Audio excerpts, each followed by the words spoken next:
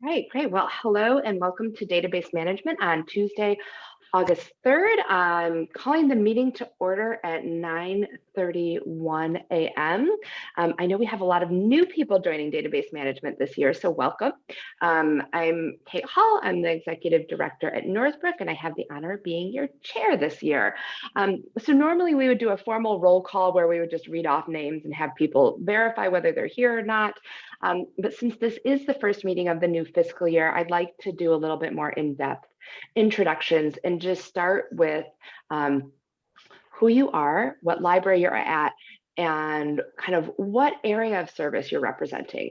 So for me, I am, this is my second year on database management, and I am representing the administrator viewpoint, and I'm going to just go in order of who is on my screen. And you can just say your name, your library, the area you work in, and whether you've been on database management before. And we'll take a few minutes and then we'll get to guests and see if anyone, any guests have anything that they'd like to say. So Alex, why don't you go next? I am Alex Todd. I'm the Executive Director of the Prospect Heights Public Library. I'm also representing administration. I am, this is my third year on. I'm sitting outside, and they're doing some weed whacking, so I don't know if you guys can hear that. So I'm gonna, do I pick someone, Kate, or do you pick the next person? I'm gonna just pick the next person. Thanks, I'm gonna mute myself. Okay, Joel, why don't you go next? Hello, everyone.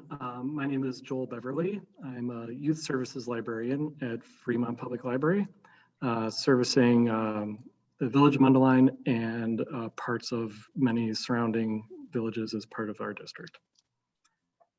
Great, welcome. And this is your first time on database management? Yes, correct. This is the first committee really of any type that I volunteered to join in library services. I've been a youth librarian, youth services librarian for 3 years. Great, welcome. We're excited to have you. Catherine, why don't you go next? Hi, I'm Catherine Eilers at Highland Park Public Library. I'm Technical Services Manager here. And this is the first time that I've been on database management. Wonderful, another new person. Excited to have you. Jessica. Hi, I'm Jessica Thompson from the Wilmette Public Library. I am the interim head of tech services here. And this is my second year on database management. Yay, that makes us really well knowledgeable, I guess, at this point. I don't know about that. We'll go for it. Ariane, I know I keep always messing up your name. You nailed it. Did I get it right this time? Oh, it only took me a year. Awesome. My name is Ariane. I have a cousin Marianne and a cousin Carrie-Ann. There's your mnemonic remembering device. I'm head of youth and teen services at Niles Main District Library. This is my second year on database management. I've been in PAST for a number of years, and I've been working with kids and love this part of the process because I love to see the thought that goes behind it. And this is a very thoughtful group. So if you're new, welcome, and you're going to really enjoy it. Thank you. Anastasia. Hello, I'm Anastasia Rachmache from the Park Ridge Public Library. I'm representing circulation, and this is my first year on this committee advisory group, but I did serve a few years ago, so I'm excited to be back. Welcome back. Rami, and please tell me if I mispronounced your name, and if so, how do I pronounce it correctly? Thanks for asking. It's actually Romy. Romy, thank you. Yeah, I'm Romy. I work at the Glenview Public Library. I am a reference librarian. I work the public service desk. I also manage our databases. This is my first meeting, so I'm excited to get involved. Yay. Belinda. Good morning. I'm Belinda Husak from the Algonquin Library. I'm the circulation manager here, so I am representing circulation, and this is my very first time on the committee, advisory committee. Yay. Great. Sarah. I am Sarah Kaminsky. I'm from Northbrook Public Library. I am a cataloger, and I suppose this is my second year on the committee. Thanks, Sarah. Richard. Hi, I'm Richard Wojnicka. I'm the head of IT at Niles Main District Library. Not been on the database committee, so this is my first year. Past year and different positions on the IT committees. So thank you for having me. Excited to have you join. This is another name that I may butcher, so please correct me. Kayla. That's correct. Oh, miracle of miracles. Awesome. I'm Kayla from the Huntley Area Public Library. This is my first year on the committee. I'm representing technical services, but full disclosure, at the library, I'm half technical services and half reference. Good to know. So we can force you to wear your reference hat if needed. Yes, you can. Love it. Great. And I think those are all I'm looking at my list. I got everyone that's officially on the committee, right, Deborah? Yes. Okay, so now we'll just welcome our guests and just have you really quickly go around and introduce ourselves. We don't normally do this, but since it's the first one, I think it's helpful. Tim, do you want to start? Good morning, everyone. I'm Tim Longo. I'm the head of access services at the Evanston Public Library. I'm not on your wonderful committee, but I'm just here this morning in case there's any further questions about an agenda item. So thank you for your time. Thanks for coming, Tim. That'll be really helpful, I think. Anne. Hello, I'm home. I'm in my kitchen. I'm Ann Finstad. I was on the database management committee for a long time, but this week I'm here to answer any questions about a specific material type request, or not material type. Yes, material type. Material type. Mm-hmm. Great. Yes. Thanks, Ann. Sarah Scodius. Hello, I am Sarah Scodius. I am a cataloger at Northbrook as well. I'm just here because I like to be here. And used to be on the committee. And I used to be on the committee. Mm-hmm. Thanks, Sarah. And Linda. Oh, I'm sorry. Linda Kahn from Cary, Technical Services and IT. I didn't realize I was not on the committee anymore, so I could leave if you. I forgot you it was can. New fiscal, but yeah, Diane likes when I get the info. Yeah, you're welcome. Everyone is welcome to stay. Yeah, okay. Fabulous. All right, wonderful. Well, like I said, we normally don't go into that level of detail, but I thought it would be helpful for our first meeting to do that, especially because it's harder to, like with Zoom, remember who is who and what. There's also a handy cheat sheet on the agenda so that you can remember who is in what area and from what library. So this is a little bit more formal for those of you that haven't been on a committee before. We do comply with the Open Meetings Act, so we will be following some more specific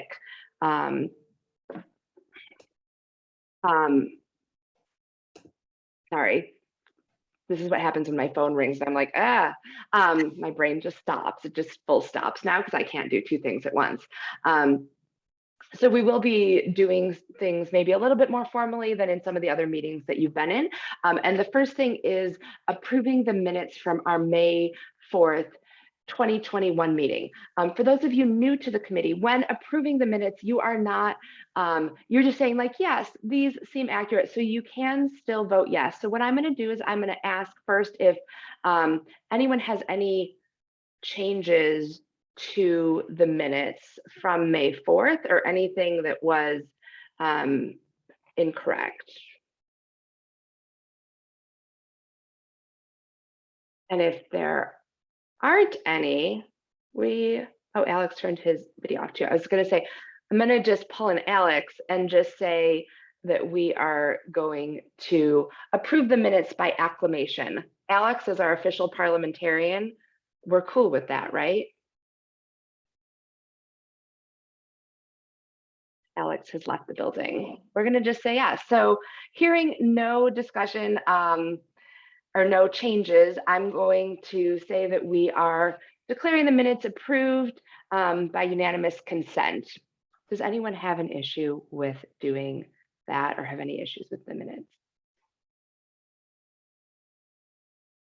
Alex isn't saying anything, so I think we're good to go.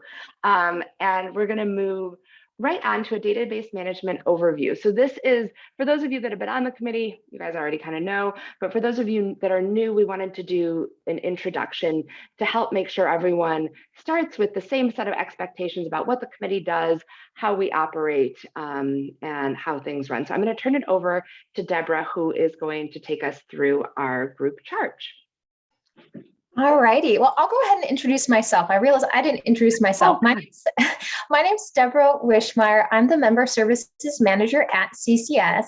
So I'm the CCS liaison to database management. So my role is to craft the agenda in conjunction with Kate and then provide additional information for this group to help with the decision-making process. So to get us started, I'm going to go ahead and share my screen and just walk through a few database management ins and outs. So give me just 1 second. All right, Kate, can you give me a thumbs up if you can see my screen? All right, here we go. So what is database management? Kate provided a really good overview, but it's worth repeating. So database management is a cross-departmental advisory group made up of normally 14 staff. We're a little short-staffed this time. We have 12. But we'll work to fill those 2 open seats before the next meeting. So we have staff serving on this group from administration, IT, public services, circulation, and technical services. So this is one of my favorite advisory groups because we're bringing together staff from all different service areas.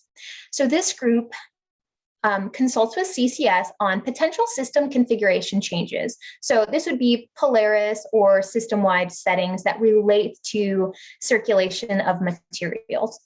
This group also assists CCS with research and testing. So as needed in between meetings, this group helps us test various configuration changes, research, consult with your team, and so on and so forth. So ultimately, this group recommends potential policy changes and best practices for all CCS libraries. So how does it work? CCS receives requests for setting, policy, and configuration changes, and we add them to this group's agenda, or this group can also submit agenda items to CCS as well. We get agenda items in a number of different ways. Sometimes questions and issues come up by tickets or direct emails to CCS staff.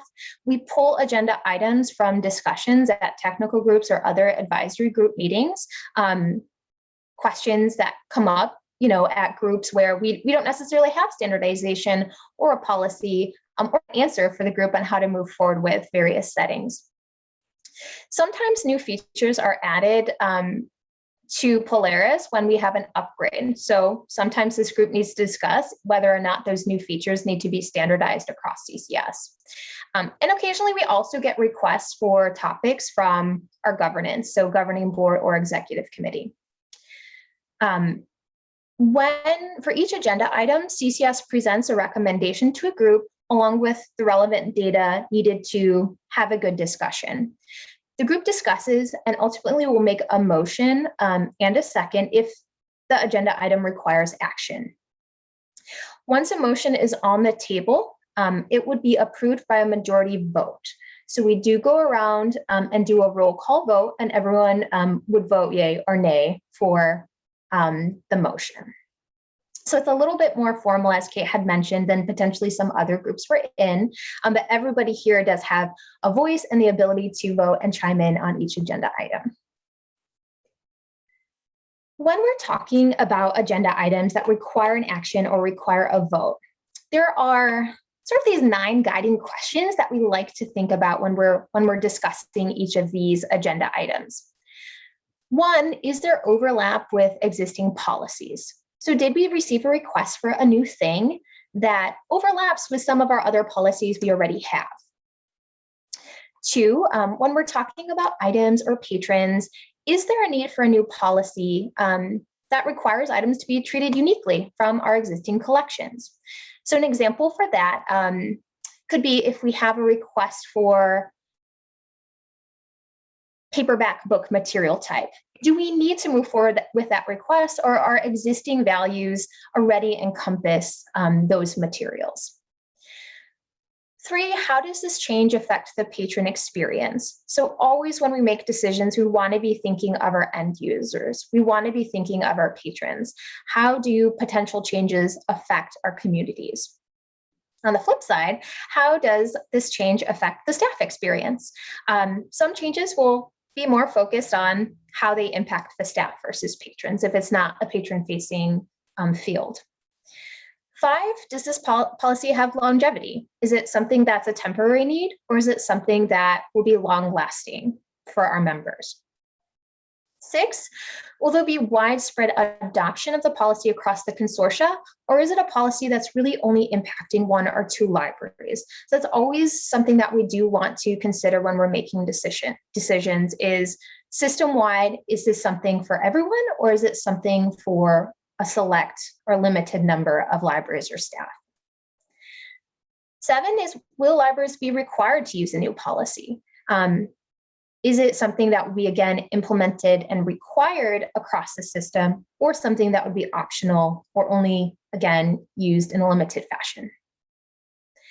8, if we're making a change or recommending a change, does there need to be work? What work will go into making that change? Do we need to do retro work, or will there be ongoing maintenance required to keep the database nice and tidy? And then 9, who will be responsible for completing that work? Is it work CCS will do centrally, or is it work that will be taken on by individual libraries? So these are really helpful questions as we're thinking about some of these topics on today's agenda and at future meetings. Not all of the questions apply to every agenda item, but in general, these are the things we want to be thinking about when we're discussing potential policy or configuration changes. This is a helpful chart that I did just want to quickly go over with everyone. I included it in your packet, but it's the chart that CCS uses to figure out who needs to talk about decisions and who ultimately can approve them. So we have sort of like 4 tiers of decision making in CCS. We have our advisory groups, and again, database management is an advisory group, so we fall in that first column there. We have, of course, CCS staff. We have our technical groups. So many of you mentioned in your intros that you often attend your corresponding technical groups. We have 6: acquisitions, CAM, circulation, ILL, IT, and then PASS. I think that was 6. Hopefully that added up to 6. So these technical groups are meetings of the whole. So typically at least one staff member for every library attends technical group meetings. And then finally, we have our governance committees. We have governing board and executive committee. So depending on the decision, it goes to different groups or travels up through the system to different groups of individuals. So if there is no change to a library's workflow and there's no cost or HR impact, typically those decisions start in an advisory group. So CCS will take a decision or a question to these advisory groups, are smaller subsets of library staff, talk about them, and then the group will vote to recommend a path forward to CCS. CCS will then ultimately approve and implement that decision. And then we'll, of course, let our technical groups and governing board know about the change that was made via CCS news, updates at meetings, and so on. Now, if there is a change to workflow, but no cost or staffing changes, the advisor group would recommend that change to the corresponding technical group. So for example, let's say circulation wants to change how you register a new patron or something like that. They would discuss that change and then ultimately recommend it to their corresponding circulation technical group, who would be the ones to vote on implementing that change. We want to make sure if we're changing a library's workflow, so if the change will impact everyone, that we would take it to the larger group for discussion and ultimately a vote. Now, if there is financial or staffing impact, or CCS will be adding a new service, or we need to change a CCS policy, an advisory group or technical group would recommend those changes up to a governance committee, either governing board or executive committee. Typically, this group here is going to fall in line with the first one. Usually we're recommending a change in some sort of change to CCS, and then we're able with this group to kind of come to that decision. But there are some decisions that we might be discussing that would need to be escalated up to governance or a technical group. Okay. Any questions on that before I turn it back to Kate?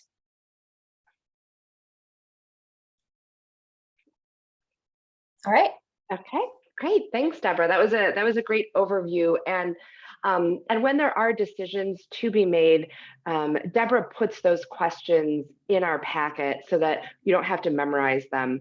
It's, you'll be reminded of them with each decision that we're making.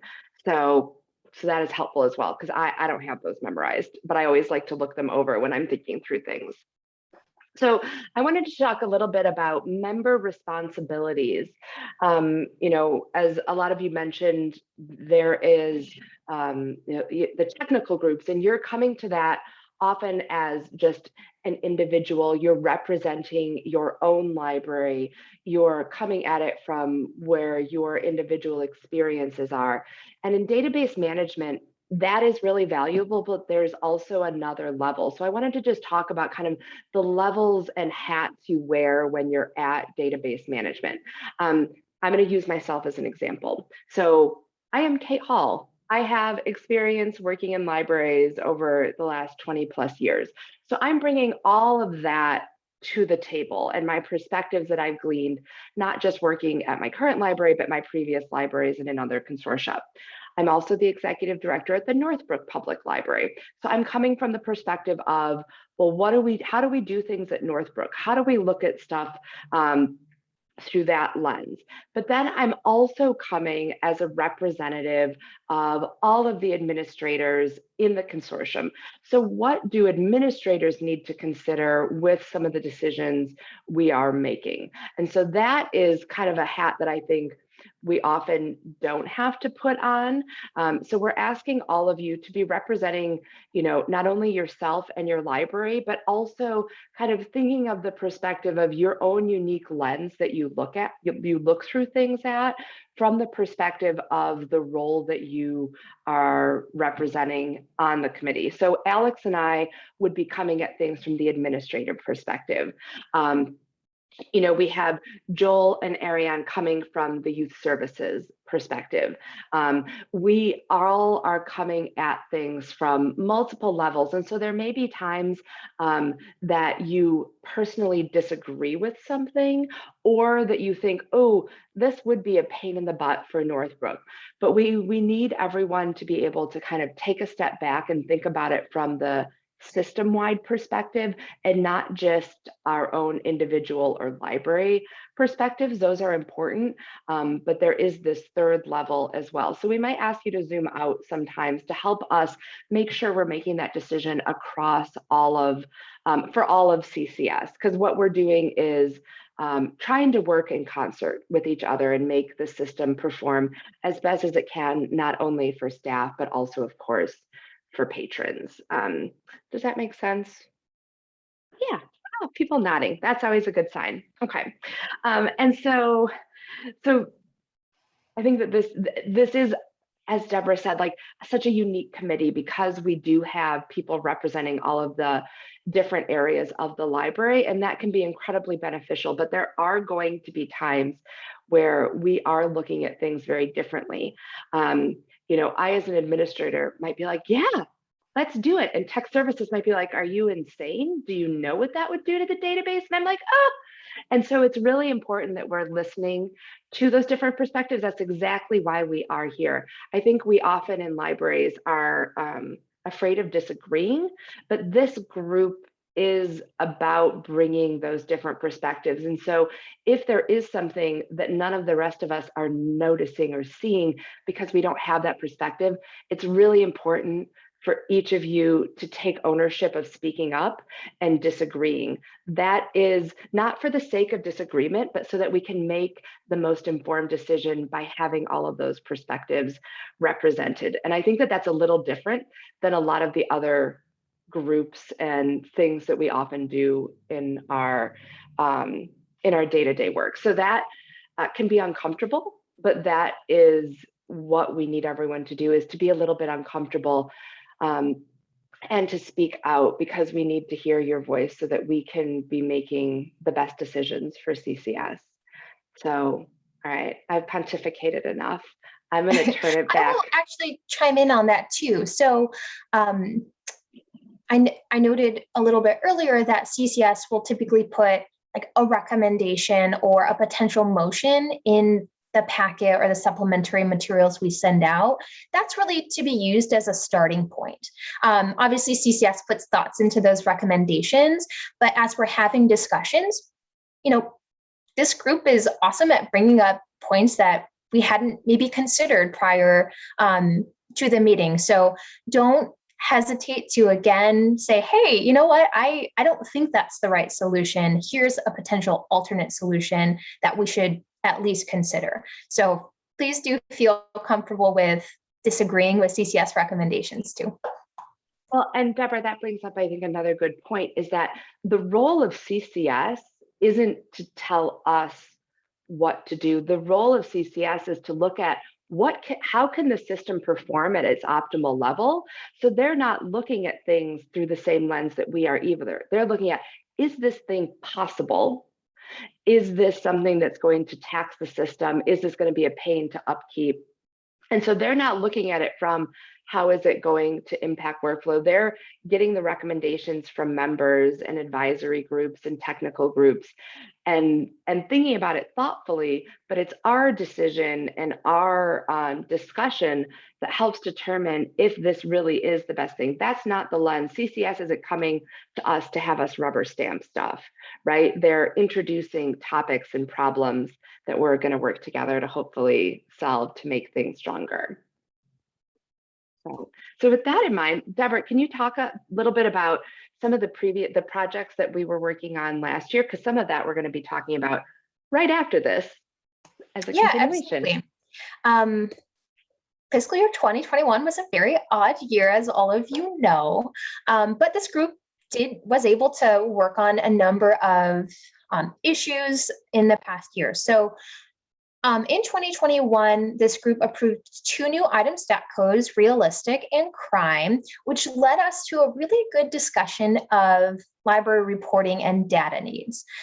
So that started CCS off on this investigation of what are our member libraries' data and reporting needs. So we worked with this group to gather some data for our members to see, do we need to adjust item configuration? Does CCS need to provide some additional training, some other services to increase our member libraries' data literacy? So this is a project that we'll continue to work on in the next year. We don't have anything specific on the agenda item today, but we will be talking about this most likely at our November and February meetings. So that's sort of an example of, we came with a simple question of, should we add some new item stat codes, which then led off to a much bigger investigation for this group. So we'll continue some of that work later this year. When Palatine joined CCS, they brought their previous cataloging practice of adding forthcoming title records to the database.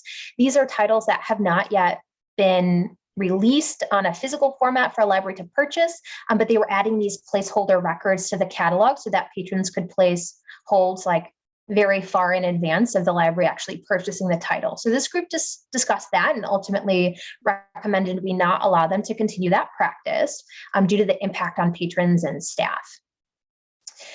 This group also played a key role in CCS's change to remove illegal aliens and related subject headings from the database. So this group discussed the impact of keeping those headings in the database, as well as the impact of removing them, and ultimately decided to recommend that we do remove them and replace them with alternate subject headings. So this group, again, was one of the advisory groups that discussed that change and recommended that we replace them. a few other things we worked on. We had a busy year last year. This group recommended that we actually remove standardization of library level item blocks. So this is a field that had been standard since we moved to Polaris, but in discussing, this group voted that we should remove that standardization and allow some customization on the library level. So a lot of times we're talking about standardizing things in this group. This was sort of an opposite decision to remove standardization because it wasn't or isn't the most helpful for library staff. This group also helped CCS interpret some policy around patron blocks and whether a second level fine threshold should block patrons from both checkouts and renewals. So you guys did a great job last year helping us decide what our policy means, because sometimes it's not always clear as it can be. And then one of the bigger things that we worked on in May was to recommend the addition of a new patron race and ethnicity demographic field. So this is something that is on our agenda today. So we're going to continue those discussions. Thanks, Deborah. And I think that you might have noticed with some of the things Deborah talked about that this group is very, very good at creating additional work for CCS staff through our discussions. So without you guys. yeah. So then moving on to before we move on to our first kind of action discussion item, I just want to pause and see if anyone, especially our new members that have just joined the group, have any questions on our role as a committee, your role as individuals, or any of the projects that we've worked on in the past year that you wanted more information on.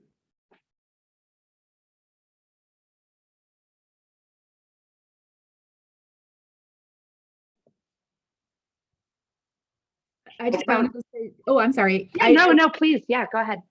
Thank you for the great description and the background information. It's very helpful. I read through the minutes several times from the May meeting, just wanting to make that right call. But I think it's great. And I'm really excited to be part of this committee because everything you've said so far, I'm like, I found my people. I like to give different perspectives of things, and having worked in the library for a long time as well. Sometimes that gets lost when we're really laser focused on something. So thank you so far for all your great descriptions. Wonderful. Well, thanks, Belinda. And yeah, Joel. I didn't have any questions, but I appreciate that overview of the previous meeting, which I did go back and just read through the notes. So it brings a lot of the context into it. So thank you for that. Sure. And I know everyone processes information differently, and we've just thrown a lot of information at you. So if after you leave the meeting, you're reflecting and you're like, oh, I have some additional questions, please don't hesitate to reach out to me or Deborah if you need anything clarified. So, and with that, we will move on to the race ethnicity patron field discussion. I'm going to turn it back over to Deborah to just kind of go through, she already gave us a brief overview, but kind of go through what our process has been so far so that especially our new members can feel confident with what we're asking action on today, and then we'll talk about it. Sure, I'll get the ball rolling. In May, this group approved a request from the Evanston Public Library to add a new demographic field to Polaris for race and ethnicity. Evanston will be using that race ethnicity field, that data gathered over time, to ensure that they're serving all patrons in their community equitably. Without the data, we're unable to confirm that we are serving all members of our communities. So when database management approved the new field in May, it was specifically approved as a drop-down menu with preset values. Database management at the main meeting asked CCS to work with a DEI consultant to ensure that the values that we were including in the field were appropriate, and the values. Can I pause you? I just want to make sure, because we're so awesome at acronyms in libraries and having a million of them. I know that we all probably know this, but of course, DEI is for diversity, equity, and inclusion. So sorry, Deborah, please continue. No, thanks for clarifying, Kate. We do love our acronyms, don't we? So this group said you voted to approve the field, but again, with that stipulation that CCS work with a consultant to make sure that we were configuring it thoughtfully in the best way possible for our community. So we hired a consultant to work with us on this field and also to do some CE for our directors at governing board. And since May, we spent many hours with the Evanston Public Library and our consultant researching and discussing the best way to implement the race ethnicity field. So as I noted in your packet, there are no agreed upon standards for gathering race and ethnicity data aside from those that are established by the federal government. And I listed those in your packet. So we did decide that we would move forward with those federal standards at implementation because it's a recognizable list to our communities because they're used by many other organizations. And it will help the Evanston Public Library run comparative reporting against other local data sets, specifically school board data. The Evanston School Board information. So this will allow Evanston to gather that kind of comparative data without needing to make assumptions or manipulate data to get those numbers. However, it did become clear from the research that we were doing that the way individuals self-identify when it comes to their race and ethnicity don't necessarily align with those broad buckets established by the federal government. So with that in mind, CCS recommends the creation of an additional free text field to provide patrons the opportunity to self-identify their race and ethnicity. So while using only the more limited federally established categories is better in the end for data analysis because it's clear-cut, matches up with other data sets we have access to, it's really not the best for people and their experiences. So our overall goal is to serve all groups in our diverse communities, and we want to ensure that all of those groups are being represented in the process, represented and seen. So what we're asking this group today is to approve the creation of an additional free text field that will supplement the drop-down menu. And this free text field, again, will allow patrons to self-identify how they see themselves when it comes to race and ethnicity. And just to add on a little bit more to what Deborah said, because I know that this came up a lot in governance, I do want to reiterate, so we did at the May meeting move forward with the recommendation to approve creating the drop-down menu. So this is really the part 2, and this is not being required for all libraries to use. But I do think that after Biz Lindsay Ryan's talk at our governing board meeting, which I think that part went out to everyone as well, that recording piece of her presentation. It did not go out to everyone, but I'm happy to send it. I know it's a little bit late for this meeting, but we can send that out afterwards.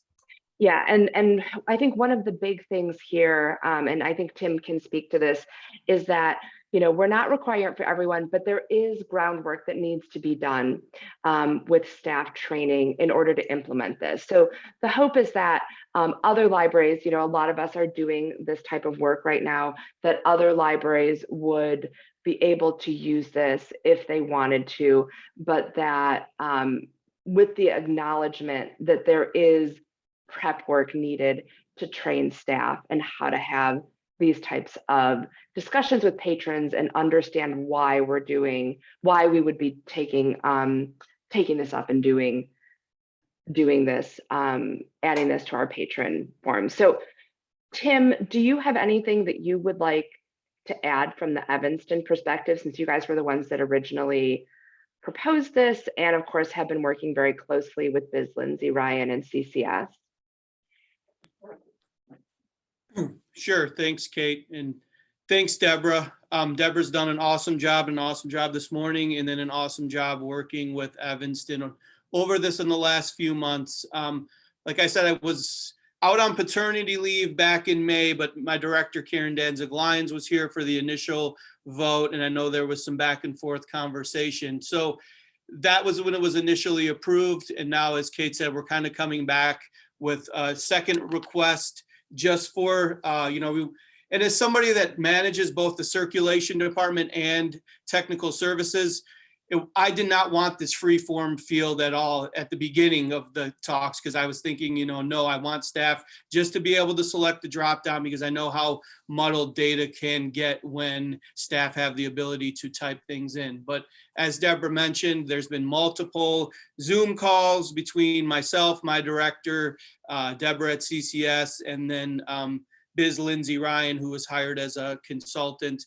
in this area. So we've done research on this, and as Deborah mentioned, we want to bring this in as a way to, because this will be a new question that we're introducing at the library, as an idea that we don't do any harm to the community or make people leave and feel like they went into the library and were asked a question in a way that left them feeling, upset. So this is going to be brought in to help let patrons self-identify as a free form text field that can be typed into. And then Deborah and I are talking about how this will be managed on the back end. Once we get that data that's typed in, CCS will figure out how often we are going to get reports emailed directly to the a CERC representative at Evanston to go through when when staff type things in by hand, so we can go in there and clean that up as needed. And so as Kate and Deborah mentioned, Evanston, we submitted this request. We'll be the first kind of trailblazer in CCS, I think, to move this going forward. Deborah, I don't have it. Would you mind, if you can you throw up do you have the link to the REALD Oregon response matrix? So I'm working with a Northwestern student right now who has some expertise in this area on putting together some staff training, because obviously this is going to be, my staff know that this is coming, but we are going to need some more thorough training on this.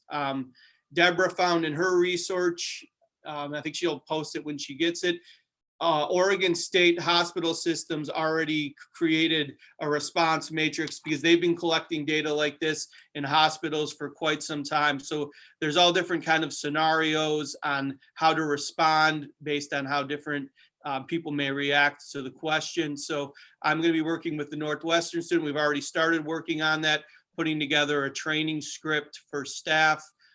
This is going to get voted on.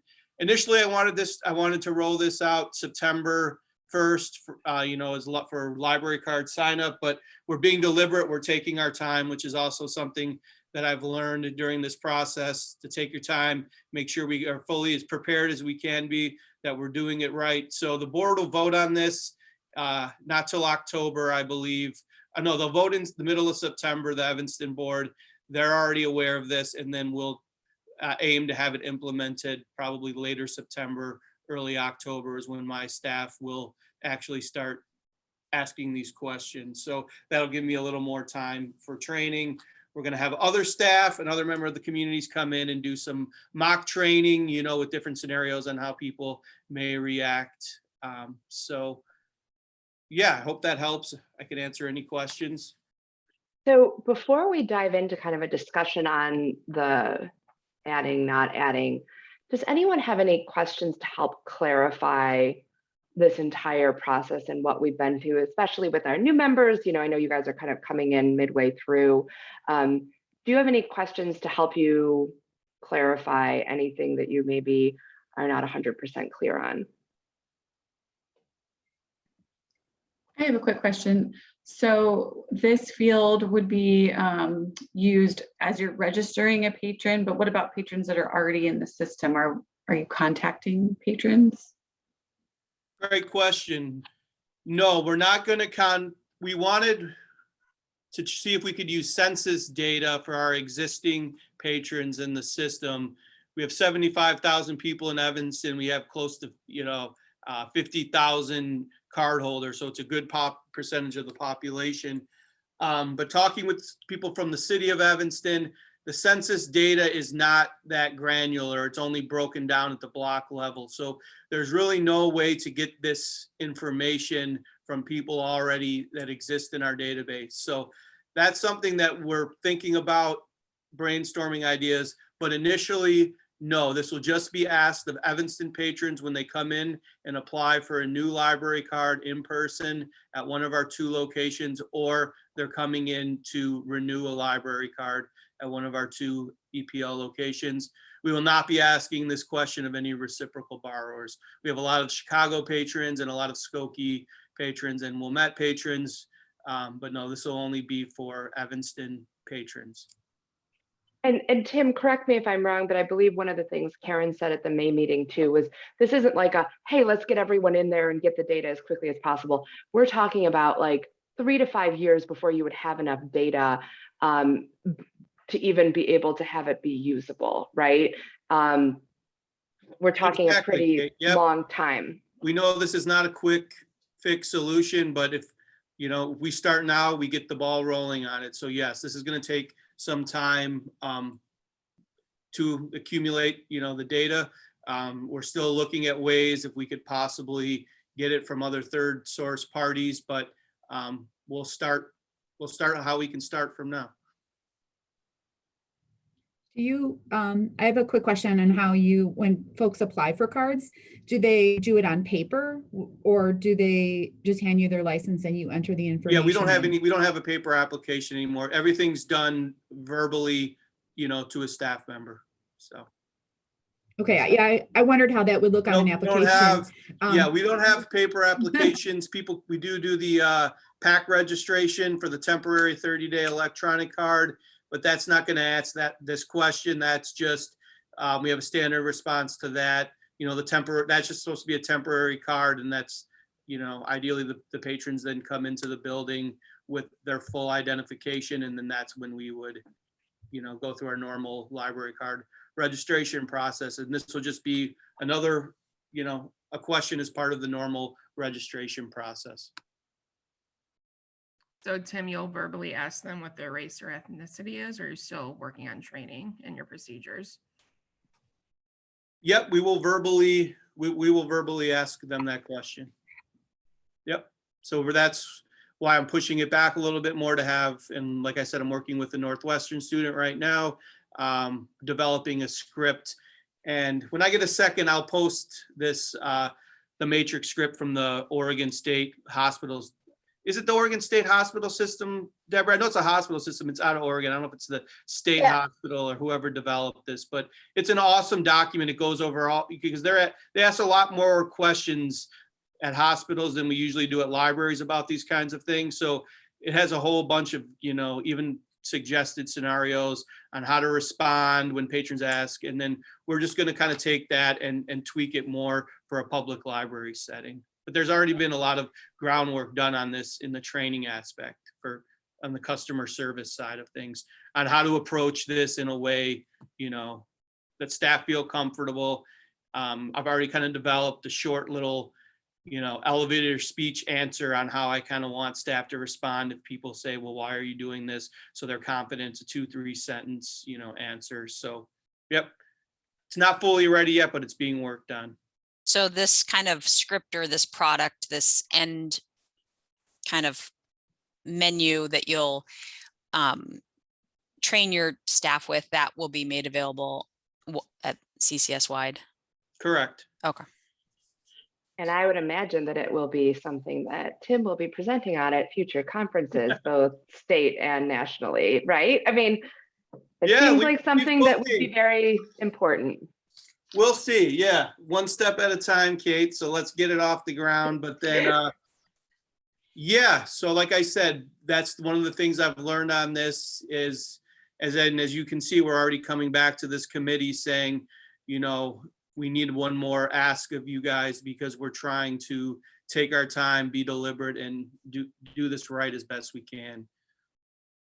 Yeah, Ariane. So I had a question about the this free text box, just in terms of inputting things. Will it have 2 questions? Will it have predictive text? And then will it have a limit to the number of characters? Just in terms of running reports, we ran into, we broke Communico with what's it called when you write your own questions for registration? Mm-hmm. you know, we'd been using it for 6 years, and then somebody has a new idea to pull specific data bits out. And for these 5 or 6 years, we've been writing our own custom questions. We've been writing our own custom questions and had no problems with it. And then when a specific group needed a specific piece of information, suddenly all of youth service custom questions broke the reporting functionality because there was no character limit.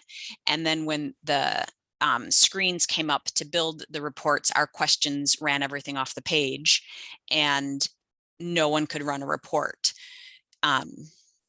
So my question just is character limitation, and then predictive text, because I don't trust that everyone can spell. Like, what if somebody insists on being Puerto Rican and that is spelled incorrectly, or, you know, that's, I'll listen now. So yeah, Deborah can talk about the system. To that, there is no predictive text ability for these free text fields in Polaris. And the character limit would be 255 characters. I've talked with Tim about data entry errors. So what CCS will likely do is create like a web report for Evanston to monitor the data being entered into these fields, and it will be Evanston's, you know, responsibility to ensure that their staff are correcting any mistakes or data entry errors that happen. So we know, and this is why we didn't recommend the free text field initially, because we were concerned about data entry errors, but Evanston has said that obviously they're willing and more than happy to take on that cleanup that's needed. I wonder, can they use hotkeys? Maybe. Maybe, yeah, that is something potentially we could use and look at. We haven't looked at that yet, but we can talk with Evanston about what that would look like. As everyone has kind of alluded to, it will be some time before Evanston has enough data to really analyze and interpret what's being entered in there. But once we've gathered, you know, a few months of data, we can begin to look at some of those options. And Tim shared in the chat the reeled response matrix that he was talking about. So we'll be sure to add those in the minutes and also send them out to the group. So I think it sounds like there's a lot of really interesting procedural questions that I think will continue to be discussed at the CERC technical group meetings, because I think that this is something that a lot of libraries are going to be looking closely at Evanston to see how this goes and to see if there are ways we can do it as well. Does anyone have any other questions about the actual ask, which is to add the free text field that allows people to self-describe their race and ethnicity? Just like thinking about it logistically, would that also be the field if someone would choose to decline to answer, or would that be one of the choices? Yeah, let me go ahead and show you. I'm going to share my screen just so I can show you what it will look like. We've mocked it up in our trading database, so sometimes it helps just to have that visual. So give me 1 second while I pull that up. And the prefer not to say, I know, is one of the drop-down menus for the defined fields. We're not required, if a patron does not want to disclose this information, they don't have to. So yeah, the prefer not to say is in the drop-down. We would prefer they don't say that, but we understand that you know, that's their right to do that. And then Deborah, maybe if you could just say too, like I said, libraries aren't going to be required to ask this field. You know, hopefully we'll do a great job at Evanston, and I think we will, and then other libraries will want to. But even I think when your library logs in to Polaris, right, Deborah, they're not even going to see this field at all. Let me show you how it'll work, and then I'll answer kind of jumping ahead a little bit. Yeah, no problem. So here is my test card in LEAP in the training database. I've set it up as an Evanston patron. So in the attributes section of the patron's registration is where these fields would live. So here we have the race ethnicity drop-down menu, which is populated with, again, those federal standards, along with an option for more than one, prefer to self-describe, or prefer not to say. So if a patron declines to answer the question, Evanston staff would be instructed to select prefer not to say, and then they would not need to put an additional note in the free text field if it is approved by database management today. Here is, again, you can see 2 spots below this free text race ethnicity field. I believe, and again, Evanston is still working on some of the procedural steps around this and is working on that script for staff to use. I believe Evanston, how they will move forward based on our discussions, is that they will ask patrons first to self-describe. So in their process of asking the questions, they will ask them to say, in your own words, how would you describe your race ethnicity? So at that point, they would type in that value. And then after that would be a follow-up question, essentially saying, thank you for your response. I'm going to read you this list. From that list, which would you identify with? In that instance, if they say well, none of those, I'm, what I responded in the first answer, they could select prefer to self-describe to say, these standards don't match with how I see myself. None of them apply to me, and they can choose that. And if they are to say, they are like multiracial, you can select more than one, and then in the free text field, they would be able to put both of those values, or however, again, they would prefer to identify themselves. So if I am not an Evanston patron, let me just see if I have my other test card set up correctly. If I am not an Evanston patron, let's see, this card is registered to the Algonquin Public Library. You will see that the race ethnicity field doesn't have values I can pick. It just is not applicable in case staff need to pick a thing or they want to pick a thing. And then you see that there is no free text field here. So the free text field, the configuration is a little bit different from the drop-down menu. We are able to completely hide that for all other card holders as needed. So that free text race ethnicity field would only show up in the registration attributes of Evanston card holders until another library decided they would also like to implement that. And Deborah, Alex asked in the chat, will there be a mouse over bubble explaining why we're asking for this information? I'm presuming that, Alex, you're talking about LEAP and not in the online application through the OPAC. Is that accurate? If patrons are online filling out, requesting a card, they're going to see that.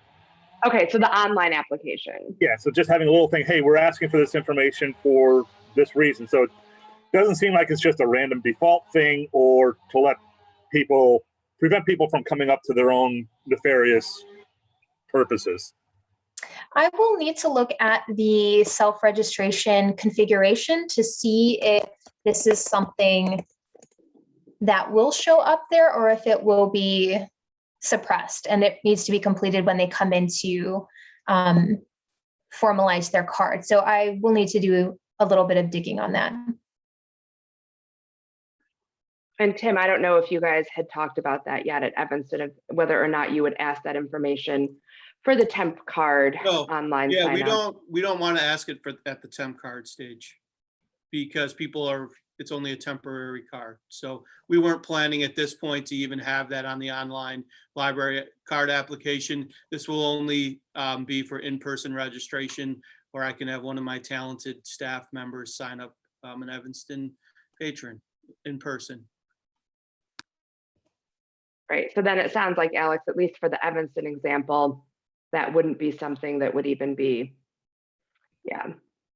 I think it would still be helpful, Deborah, just to know in case if other libraries are asking it. It seems like that wouldn't be a great idea to do, but I'm sure at some point someone will ask the question about whether they can.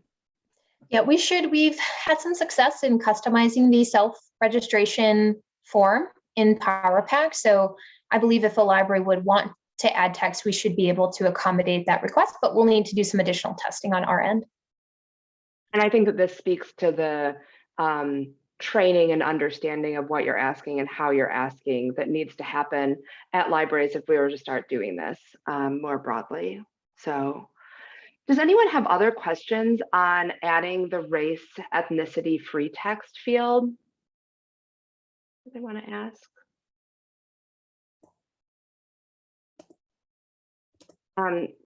Hearing none, I would ask that someone make a motion, and all you have to say after I read what I'm about to read is just say "so moved." You don't have to repeat it.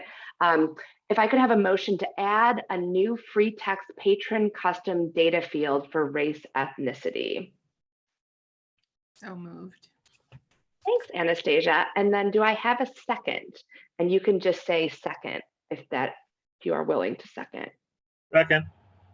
Thanks, Alex. And now I'll ask, is there any further discussion on this item, on the motion? Great. I normally make Beth do this. Deborah, can I make you do roll call? I would love to do it. I'd love to do roll call. Okay, all right. awesome. I will start. Rich.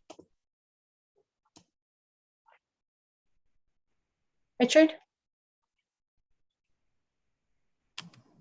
Sorry, I'm on a support call that somebody needed, so I had to not disconnect, but just mute for a bit. Sorry about that. Okay. I'll take that as a yes. Yes, sorry, it is a yes. I forgot to say that before I hit mute. Sorry. Thanks, Richard. Appreciate that. Jessica? Yes. Sarah? Yes. Kayla? Yes. Catherine? Yes.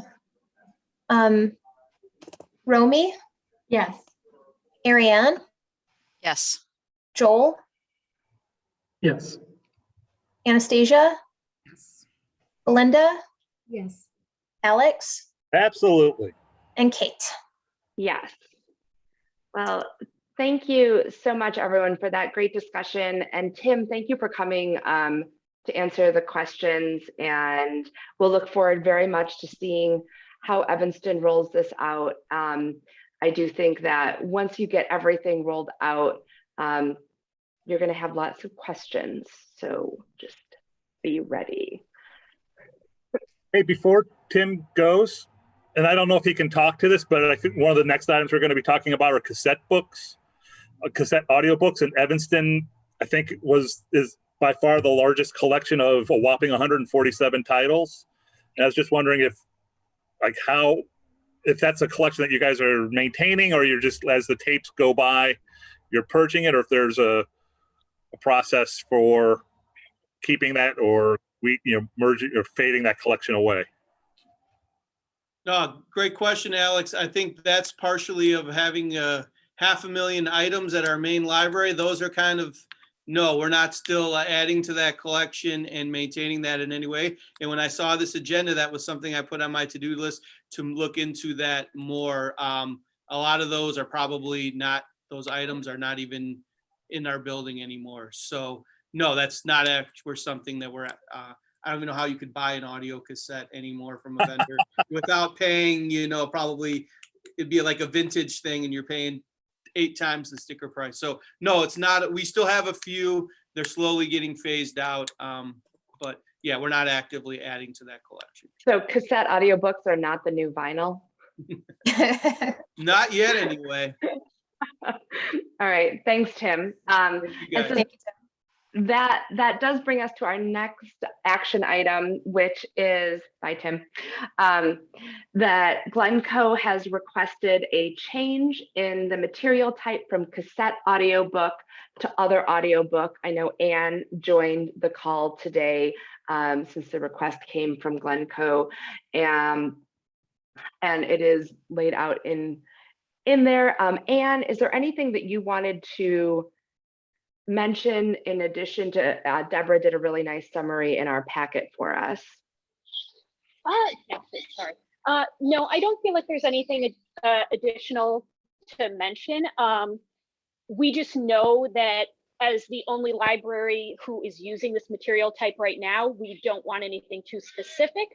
We feel that other audiobook is probably the best option right now that could be used by multiple libraries. Okay, Right, and Deborah, anything addition to what's in the packet that you would like to mention with this? I think the packet summary has about all the information we need. Again, cassette audiobooks are an obsolete format essentially at this point in time. We created it because we had cassette audiobooks when we migrated to Polaris, but as you can see, there are very few remaining, and those that are left do not get very many circulations. We do recognize that sometimes new formats come out, and we thought that the change to audiobook other or other audiobook would provide us the ability to accommodate future new formats as well. So it's, you know, this all-encompassing, more general audiobook format that would better suit multiple libraries' needs than something that would be more specific to Yodo audiobooks. Great, thanks, Deborah.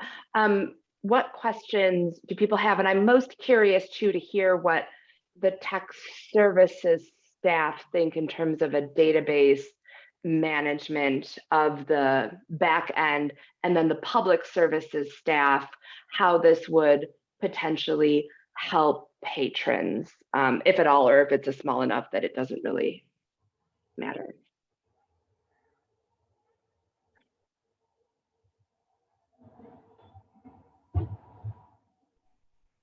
In my opinion, Yes.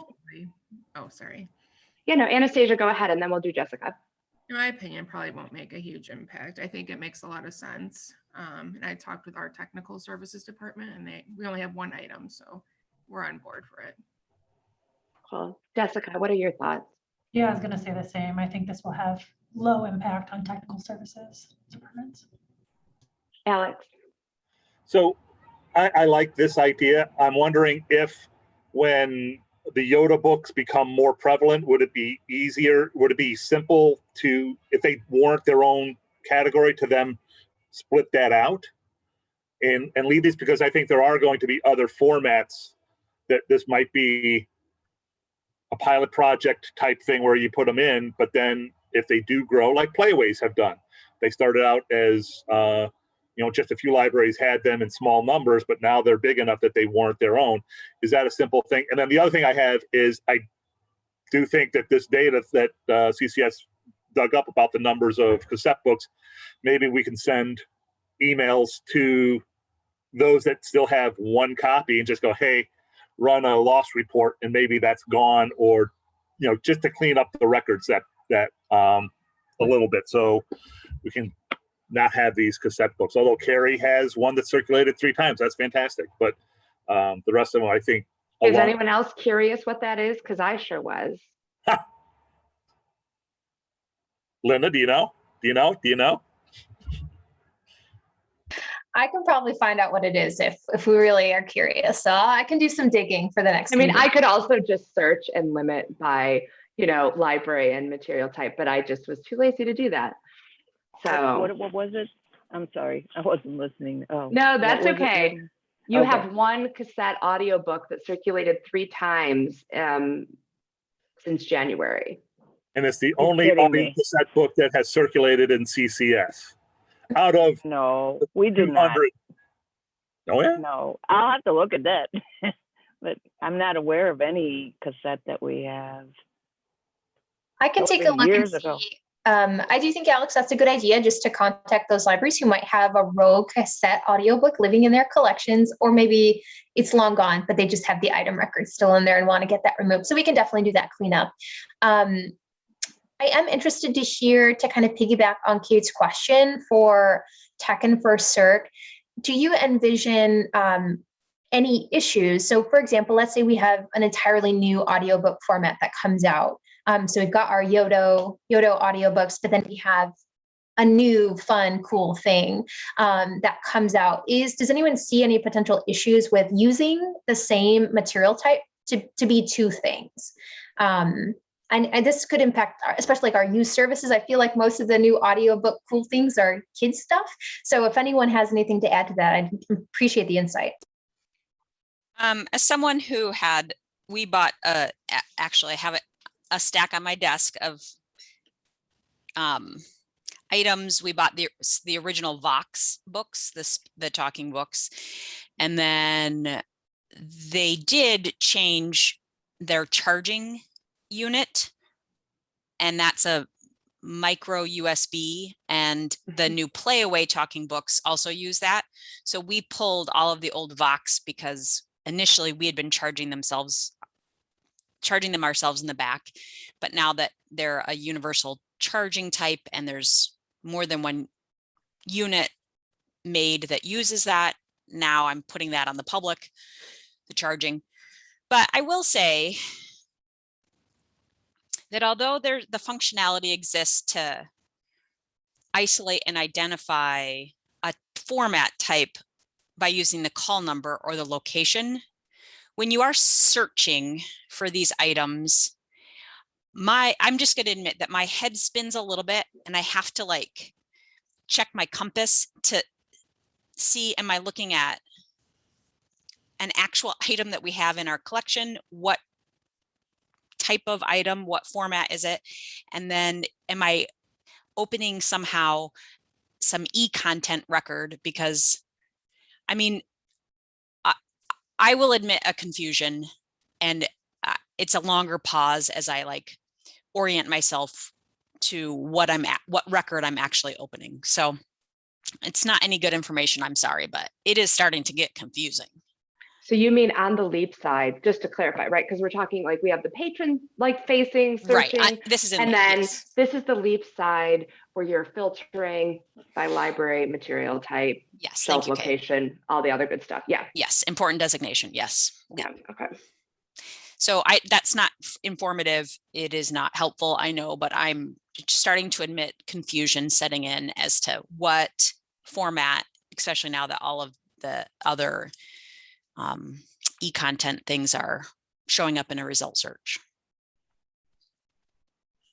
I don't know if this is helpful, but I remember when I was on this committee years ago, we were hoping to keep the material type list limited to help with comparative data amongst all the CCS libraries. So if we start adding a lot more to the list, is that going to interfere with our original thought, about doing comparative reports? And I don't know how important that is, but I just remember that was a point back years ago during our discussions. And there's a lot of other things that I think would be nice to have on the material type list, but we have to search by call number. So. And I'd be curious to hear too from Joel as our other youth services rep. Is there, are you experiencing the same thing at Fremont that Ariane is experiencing as well at Niles? As far as having like all of these different formats and formats of audio, as long as the information is there to be found in the record, like the next drill down of specifics about a given item record, I think it would be okay. Like, you start off with other, but then you can open the item and see, oh, it's a cassette, not like a new digital audio thing. Mm-hmm. I'm not sure how to streamline it further than that. No, but I think that this speaks to kind of like how people are searching, right? And we all have our own stuff set up very differently. Like we rely heavily on shelf location at Northbrook because that was the way that we found it best to be able to run reports. Because for material type, it's kind of a pain. We've got book hot and book new and book and large print. And if we want to just know like, how many books do we have in the library? We have to gather all of those versus it's a lot easier to just gather like all of the adult fiction books. And so that is, I don't know, Anastasia, from the comparative data standpoint, for us, it's about our own data cleanup as well and keeping track and running our own reports.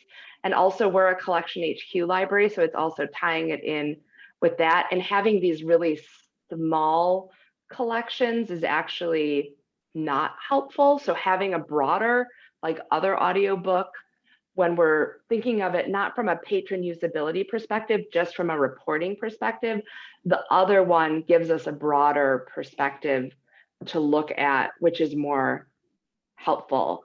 So I feel like we have to look at it from like, what data do we need to gather on the back end, and then how do patrons find the item? So we're looking at it from both sides.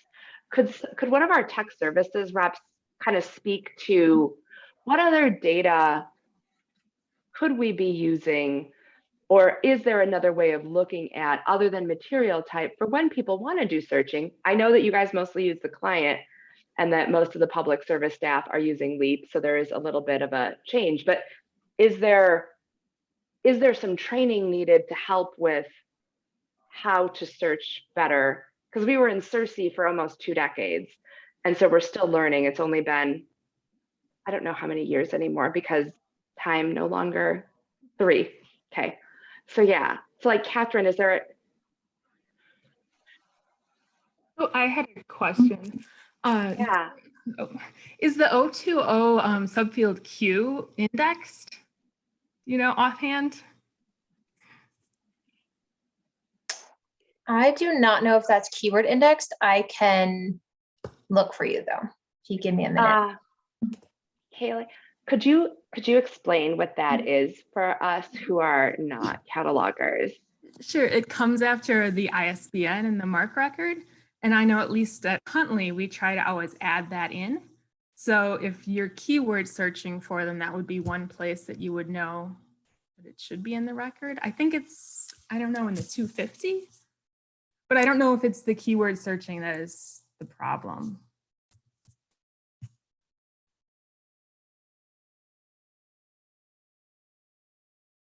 Ariane, anything with the keywords? I mean, is that how, I mean, I know everyone searches like a million different ways. Yeah, mostly I'm just confessing a place I wander into very rarely that causes me like, and Kaylee said the 250 field, I have a Vox record open and that's where it sits at book plus audio. So it might be, something I need to improve on in my own personal searching. Like I am not on the floor as much as I used to be, and I'm not getting these questions because I'm not sitting at the desk as much as I used to. But just, last week I had that feeling like, oh God, have to sort through this by opening each record and looking instead of intuitively like honing in on the search that I was wanting to create. So I'm still, learning how to operate LEAP for these odd questions. So it's mostly my gaps, but do those gaps exist commonly? I don't know. Yeah, I'll need to do some digging into the cataloging of these materials. It does look like just an initial search for Yodo, and the pack does bring up records. So at least one of the fields in which Glencoe has specified the format is keyword indexed because they are coming up in search results. So I'd have to specifically look to see which field is being indexed there. So potentially part of a searching question could be where we would put that format in the MARC record to enable like better keyword searching. I guess if this potential change, this action is to change cassette audiobook material type to other audiobook, I personally am fine with that. So I don't mean to shut this down, but this does open kind of a bigger curiosity on my part, which a lot of these meetings tend to do, just in case you're a first year. It's like you get a question and it opens up 9 more doors. Everything's an onion. Yeah. Mm-hmm. And I'll just give a little bit of a background information on what it's like to add a material type. So a material types in Polaris control checkout limits and hold limits. So when we add a new material type, we have yet to do it in the 3 years since we've been live. We need to send out a call to all of our member libraries to establish like their specific limits for checkouts and holds.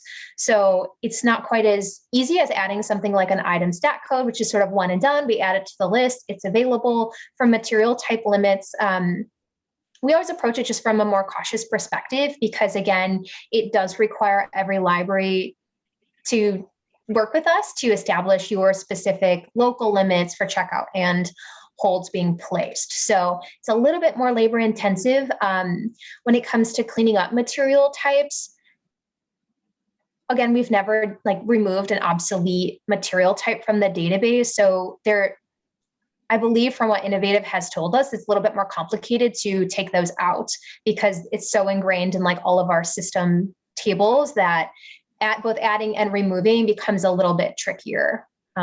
If we're to and removing from pulling then reports. If you, once you remove it, you can no longer run retroactive reports on that, right? I think if I'm remembering correctly. We might be able to run reports, but if we're deleting the value itself, like it would be essentially. It wouldn't have anything to pull. Mm-hmm. Correct. So taking them out is a little bit trickier, and we've never done that before. So it's not something I'm saying is impossible, but becomes a bigger question and potentially something we wouldn't be able to do. So we've always taken, again, as Anastasia noted, we really streamlined our material types to make sure that that's not like maintenance we'd have to be doing regularly to take out things that become obsolete. So this is a good workaround to switch to cassette, because apparently, and Linda put in the chat that the cassette audiobook material type was a mistake. It is a CD. So we actually have had 0 cassettes audiobooks that have checked out this calendar year. But I do think, kind of going back to Ariane's, it sounds like the concept makes sense, but what it does expose is how do we search for some of these smaller, more unique collections? And is there something that we need to be doing at PASS or in the CCS newsletter to give people some tips and tricks on how best to do those searches? Because Ariane, I still will help out covering the service desk from time to time. The longer I'm a director, the less effective I am at being able to quickly answer people's questions. And as someone who used to be able to really quickly pull it up, now I have to spin oh my gosh, and tell me more about why you love Last Airbender while I search slowly in the catalog. So it is, I think, an opportunity for us to help educate people about how to search more effectively. But part of it is too, for those of us that aren't on the desk a lot, we're just going to be slower. If I could, is it okay to add one thing? Sure. All right. So part of the reason, as Deb said, that there has not been an added material type the whole time we've been on LEAP in Polaris. I really love the flexibility of other audiobook. I will say that in terms of searching, our catalogers have done a great job approaching various audiobooks, such as the Vox audiobooks or the Wonder books, none of which have their own dedicated material type. And I will say that in general, patrons have not struggled with finding those. Even though Yodo is so new, we do have it as searchable. So while I think it's a really good question, there's no Play Away Wonder book material type right now in our catalog, but people can still find them. So it may not be as big of an issue as we think, and just having the flexibility of adding modern audiobook types is what we would like, because we didn't want to mislabel it with the incorrect material type. Well, and being able to try out something that you're not sure whether this is a collection that you really want to create and grow into something huge, but just try out. Being able to have this designation where you could buy a few, see if it's something patrons are interested in without having to go through well, we'd have to add a material type and we have to figure out where to put, it gives us some potential for testing whether this is something that you want to keep. So does anyone else have any other thoughts or questions about changing the cassette audiobook material type to other audiobook? All right, hearing no other questions or comments, can I have a motion to change the cassette audiobook material type to other audiobook? Alex moved. Thanks, Alex. And a second? Second. Thanks, Ariane. I'm going to give it to Ariane. Is there any further discussion on this? And I think having, past look at, have CCS work with, helping people with searching some of these more unique collections is a good pass. We didn't want Deborah to leave today without something to do, so. All right, well, hearing no other discussion, we'll do a roll call vote on the motion. Deborah, would you mind? I would love to. I'll start in a different place. Catherine? Yes. Kayla? Yes. Sarah? Yes. Jessica? Yes. Richard? Yes. Kate? Yes. Alex? Change is good. Belinda? Yes. Anastasia? Joel? Yes. Ariane? Yes. And Romy? Yes. Motion passed. Yay, great. Thank you, everyone. It's always so interesting because I'm like, oh yeah, that's like a really easy change, but there's always other things that we haven't thought about. So, so next up, we have a discussion item. So the goal of this is really for us to just share with Deborah other information that would be helpful. We're not looking for any action at this point, but it is, we do want to talk about holdability of new materials.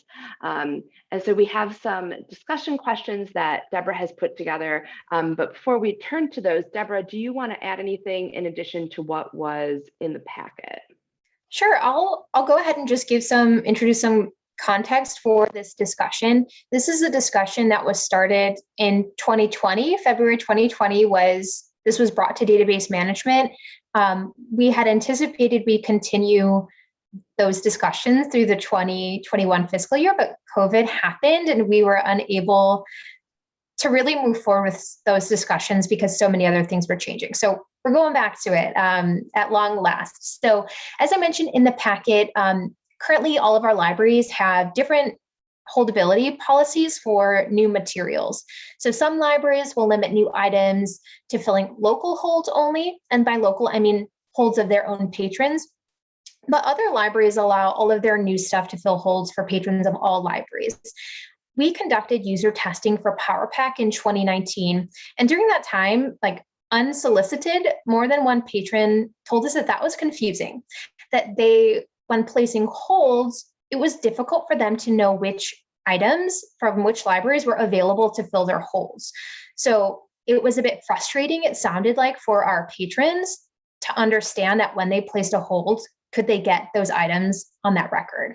So we brought this to database management again in February 2020 for some initial discussions. Again, CCS does not have any centralized policies regarding item holdable settings for new materials or any materials in general. Other LSAPs or consortia have varying practices, such as Pinnacle, in Pinnacle, it's essentially open lending. So all new items are holdable to anyone. Prairie Cat is another consortia, and they do allow libraries to limit new items to just local patrons at first, but they have a set time frame of 15 weeks in which those new items have to flip to be holdable to anyone in the consortia. And then our friends over at SWAN, they don't have centralized policies like CCS, but it's something that they were looking at because it came up in some of their member surveys.